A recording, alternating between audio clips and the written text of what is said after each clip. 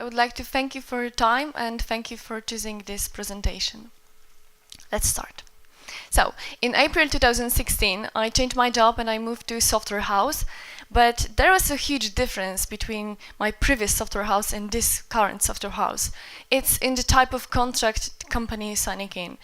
In my current company, we sign only fixed price, fixed scope, and fixed time. Basically, everything is fixed, and for me, it was a challenge, and still it is a challenge. Oh, sorry, this is tight. Okay, so a little bit more about my project. There is 30 people involved in it, 7 people on client side and 23 on our side. The project is 3 years old already. Scrum artifacts. We have to-do list, but I wouldn't call it product backlog. We don't have, or we didn't have sprint backlog, definition of done, neither potentially shippable product increment, no. Scrum events, yes. So I will leave it to your judgment how effective daily Scrum could be when you have 22 people involved in, and usually it took 7 minutes. Sprint planning, no retrospective, forget about it. Sprint review. We had something like a demo, but I wouldn't call it sprint review, and it was on demand. So no iteration. Profitability. As a software house, we live from service. And in this case, no, our project is not profitable. And it's because the price is 2 times higher than cost. And requirements. Yeah, so I will leave it to the next slide.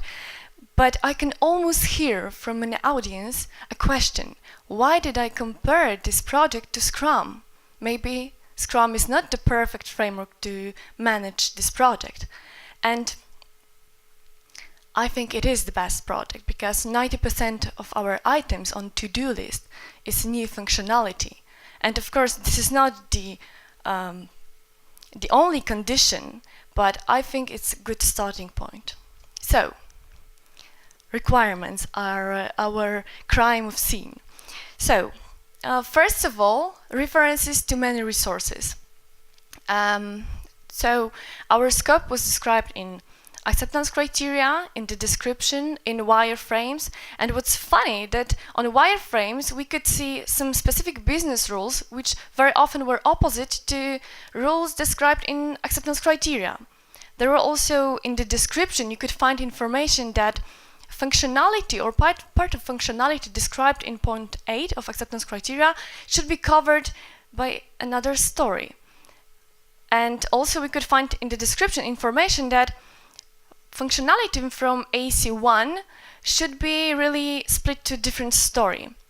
I would say that's okay if we're talking about stories which are ready for backlog refinement, but no, I'm talking about stories which are ready for development. Next, opposite requirements. Yeah, as I said, different requirements in wireframes, in acceptance criteria, in the description. 30 or 40 points in acceptance criteria. That's insane, I would say. And unfortunately, some of them were invalid. Not only invalid, but some of them were referring to totally different story, to totally different functionality. And the size of the story. Yeah, we estimate in hours, sorry. And most of the time they were estimated on more than 100 hours, more than 120 hours. So quite a big. And infobesity.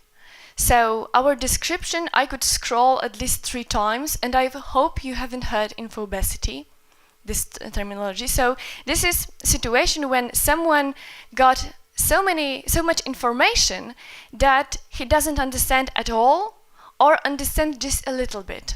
And I would say that our requirements, our stories were a huge bunch of infobesity. Point number 6, communication.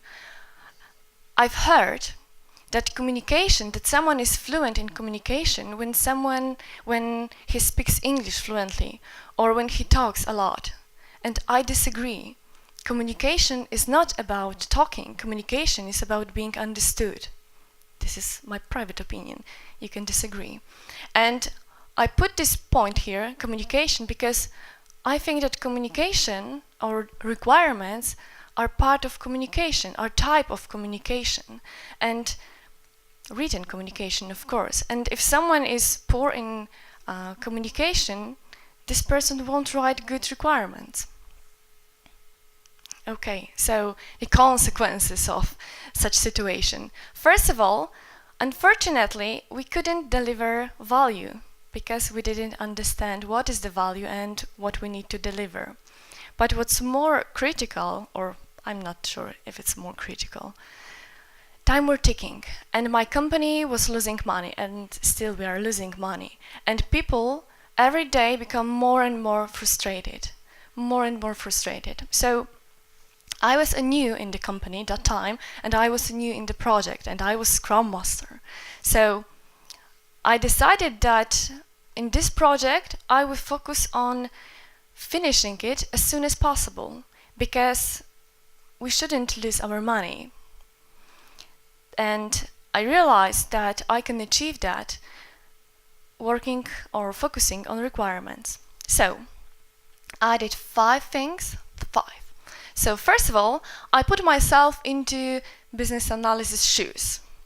And every day I read every story and I highlighted every inconsistency, every lack of attachment, every duplication, every info obesity. Oh, I can guarantee you that my business analyst, she hates me. Now, but I also asked her to prepare a flow diagram with a big picture of whole functionality with stories number on it. And based on these 2 steps, I was able to create a critical chain. This critical chain, this is a tool from Theory of Constraints, and I hope you know it. And if you don't, please Google it, because it's worth to know what is Theory of Constraints. Because critical chain beautifully visualize dependencies between stories, and based on that, I was able to prioritize backlog. Yes, me as Scrum Master, I prioritize backlog, and what's more important, my product owner agreed and was very happy because finally the backlog was prioritized. Yoo-hoo! But this is not long-term solution, and I'm not product owner, so at the same time, I need to train my product owner to be great product owner, to be great leader, product leader. And now he knows what is MVP, what's Pareto law, and what does it mean to maximize return of investment. So 5 steps and results. In November, we go live. So please, finger crossed for us. We are able to plan our sprints and we are able to deliver value every sprint.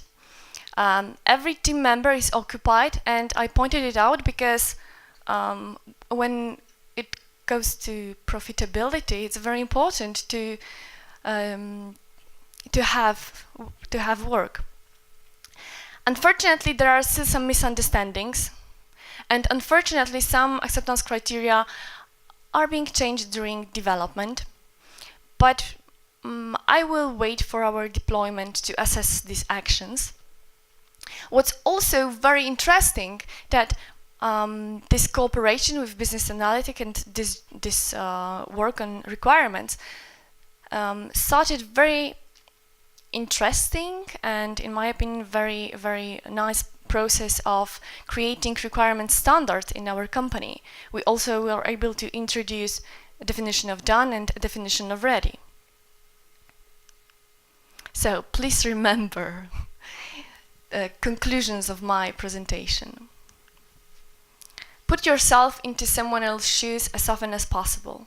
And Scrum purists could say, oh, your role of Scrum Master is to be servant leader, and you shouldn't put business analytics or you shouldn't put product owner shoes. But in my opinion, this is the role of Scrum Master. So if my business analytic or if my product owner don't know how to do their job, I need to teach them, I need to support them and stand next to them and just be there and support. So put yourself in someone else's shoes as often as possible. Understand the big picture.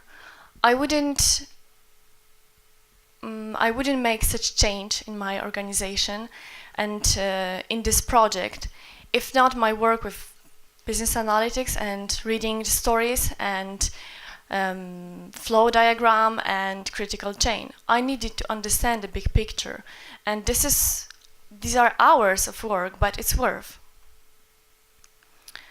And there is no value without clear requirements.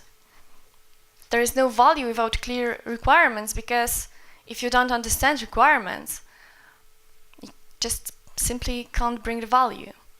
And at the end, in April, when I joined the company and joined this project, the estimation was that this particular project will finish in January.